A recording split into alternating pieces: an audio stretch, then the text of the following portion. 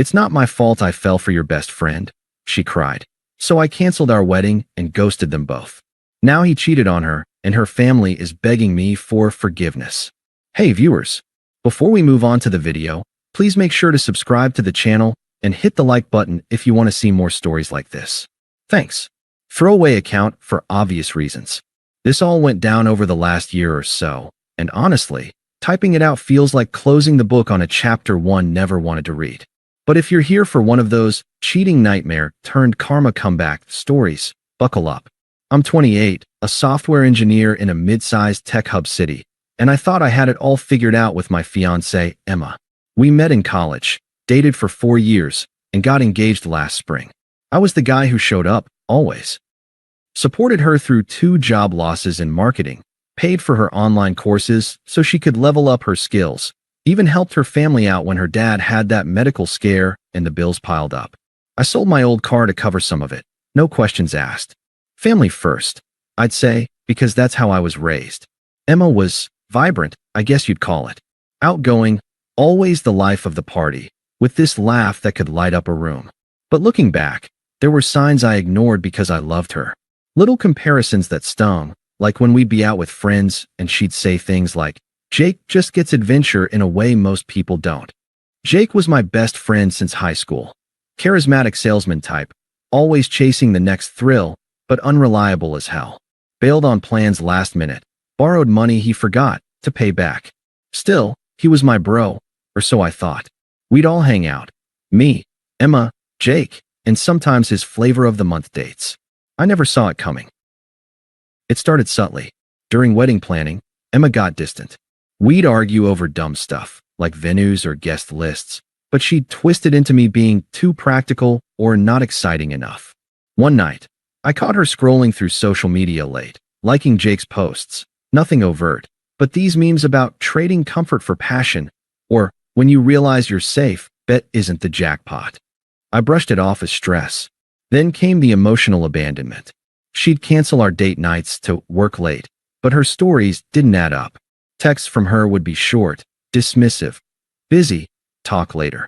Meanwhile, she'd post stories online with Jake, coffee runs, impromptu adventures to hiking spots we'd talked about going to together. It felt like a punch to the gut, but I told myself it was platonic. They were friends through me, right? Flashback to last summer. Emma lost her job again, some restructure at her company. I stepped up, covered rent, groceries, even her phone bill so she wouldn't stress.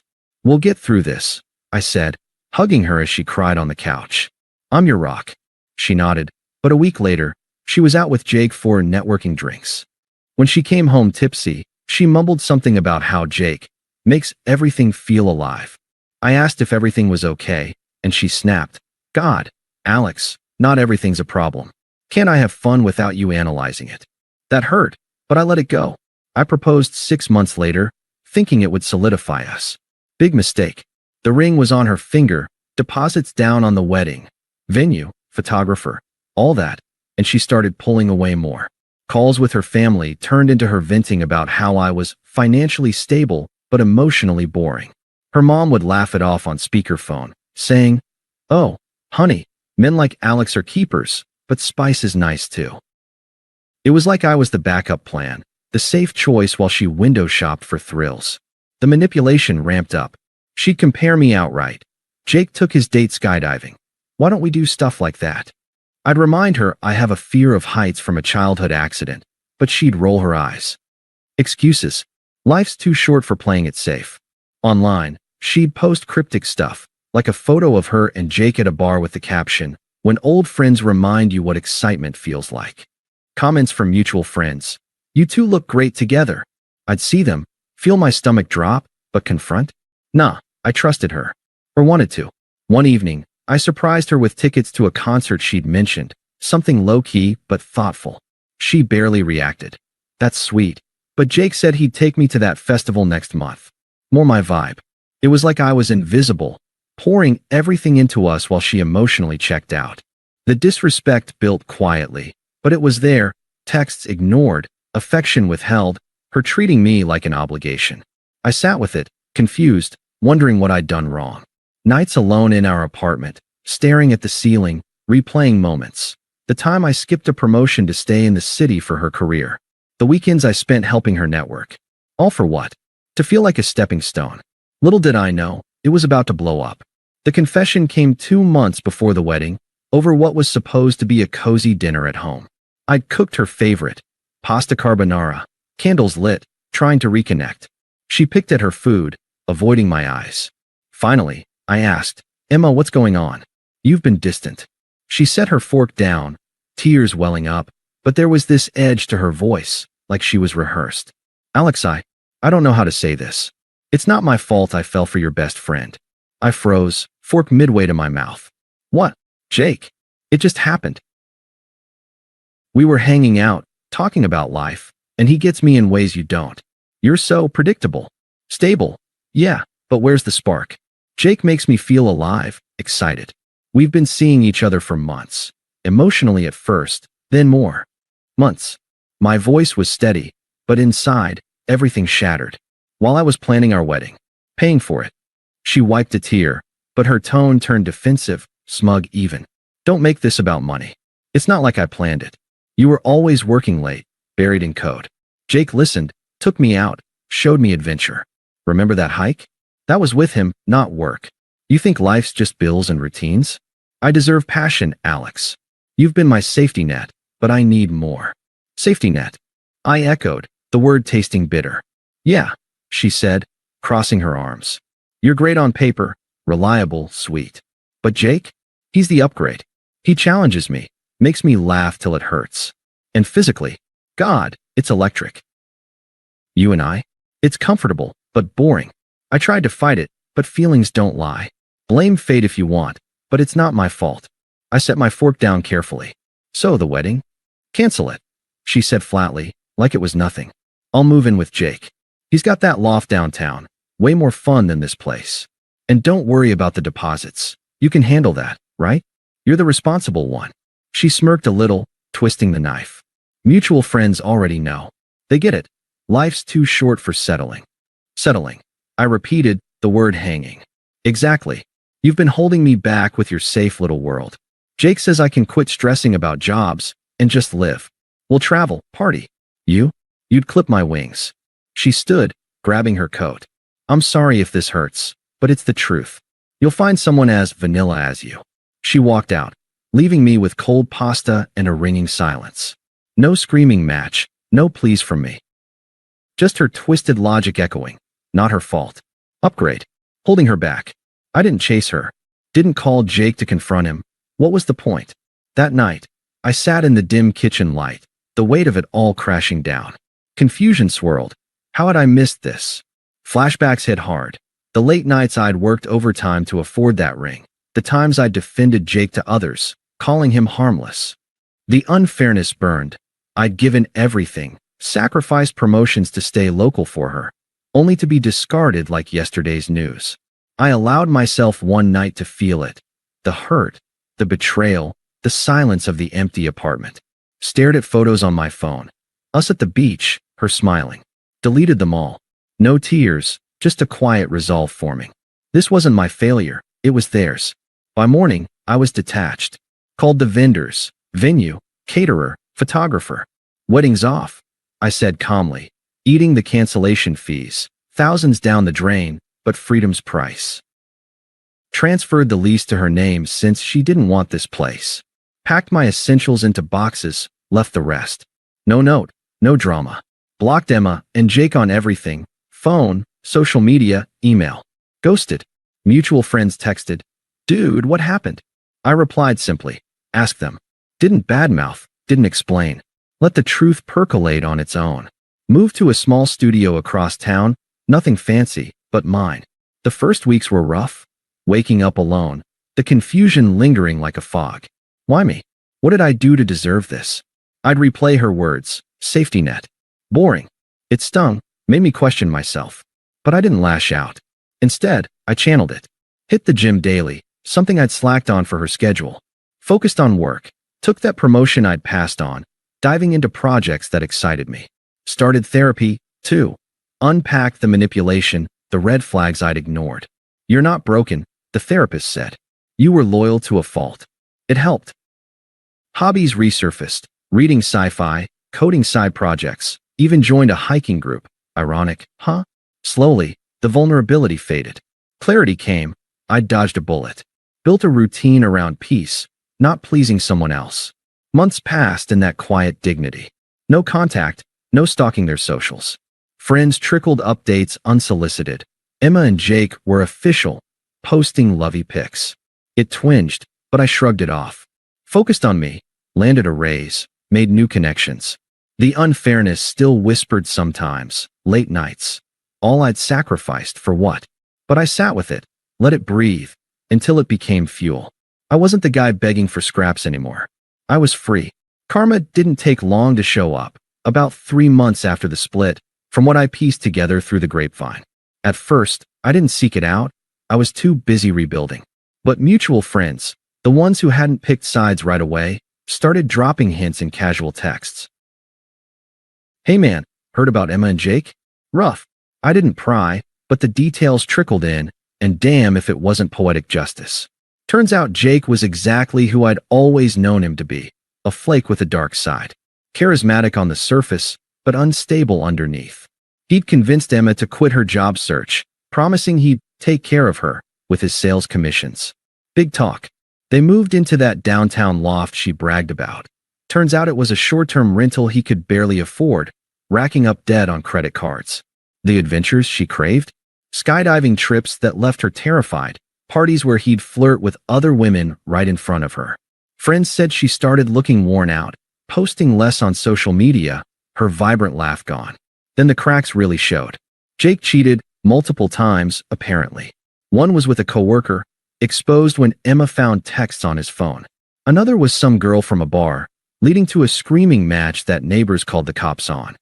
He turned abusive, not physical from what I heard, but verbal and emotional, belittling her dreams, calling her clingy when she questioned him. You're just like Alex, too needy, he'd snap, twisting the knife with my name. Ironic, right? The guy she'd chosen as her upgrade discarded her like trash, mirroring how she'd treated me. She tried to leave once, but he manipulated her back with apologies and promises. Classic cycle. The unraveling hit full force when Jake's job imploded. He'd been faking sales numbers to hit quotas, got fired amid a company audit. No severance, just lawsuits looming. The loft, evicted for unpaid rent. Emma, with no job and her savings drained on fun outings, ended up crashing on her sister's couch. Her reputation tanked too. Mutual friends finally heard the full story from both sides.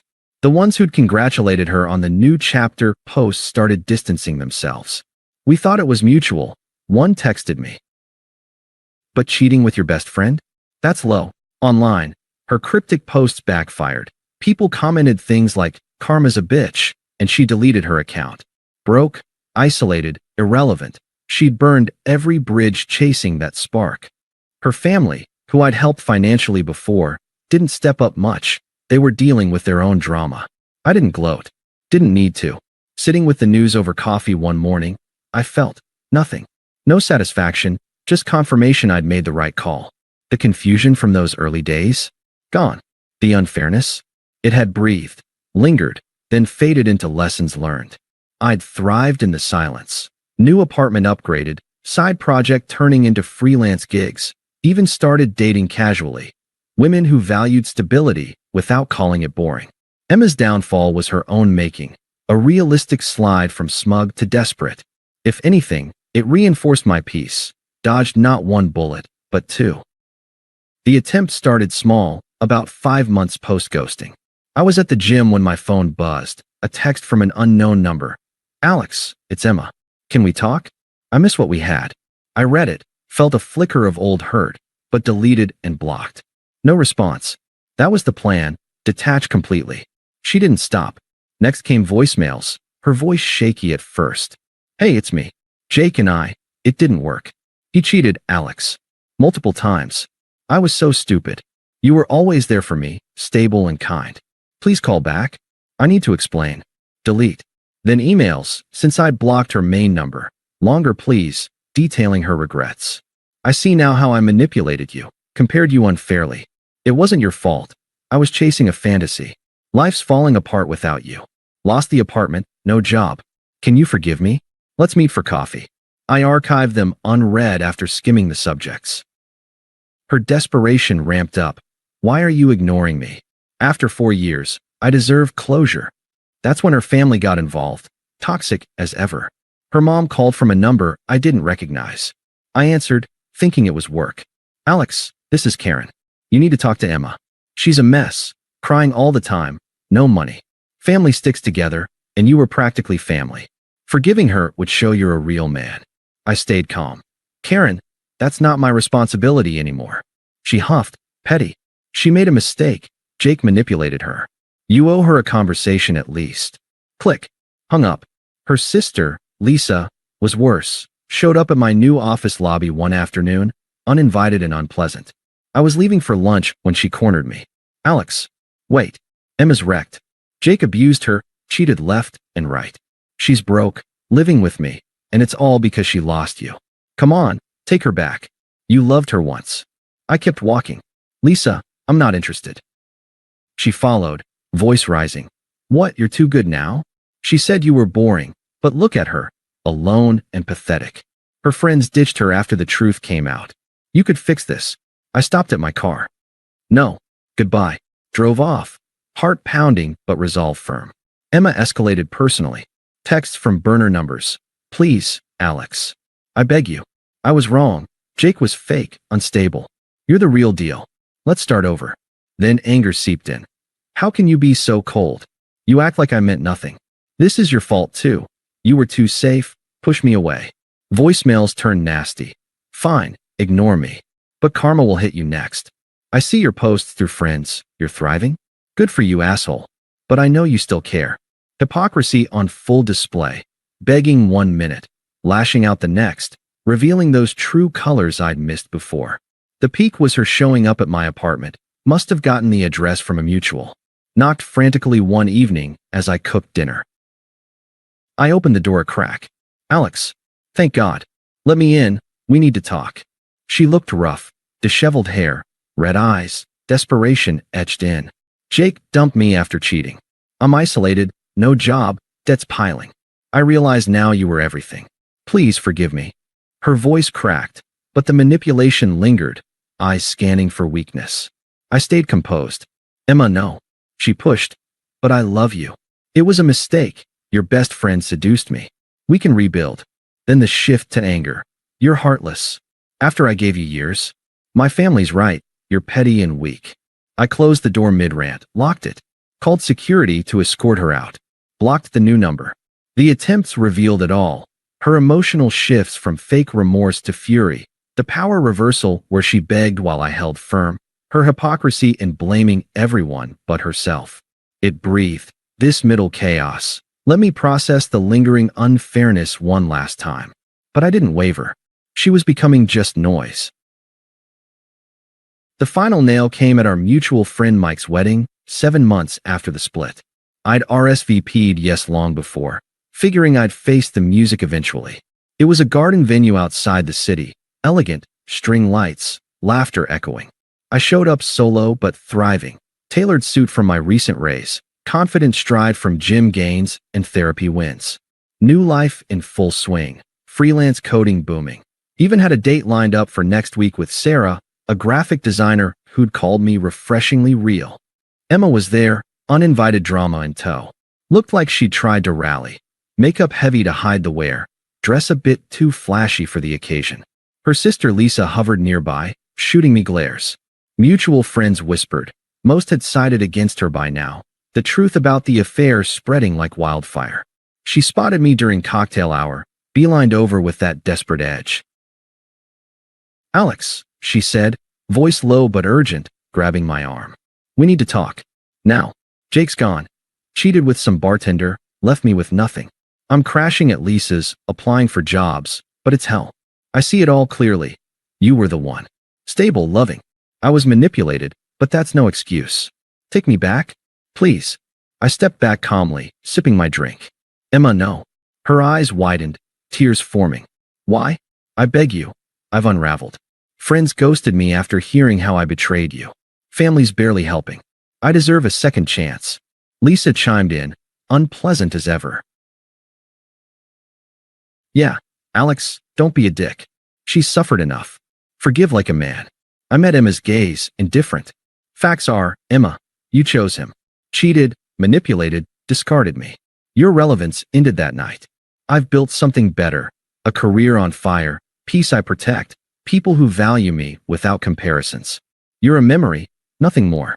Good luck finding your way. She faltered, hypocrisy cracking. But you still care, right?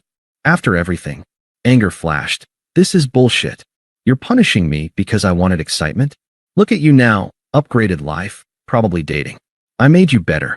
I shook my head, realist to the core. No punishment. Just facts. I'm free, thriving. You're irrelevant to my happiness. Move on. Turned away, joining friends at the bar. She lingered, whispering furiously with Lisa, but security, tipped off by Mike, escorted them out quietly. The contrast hit hard.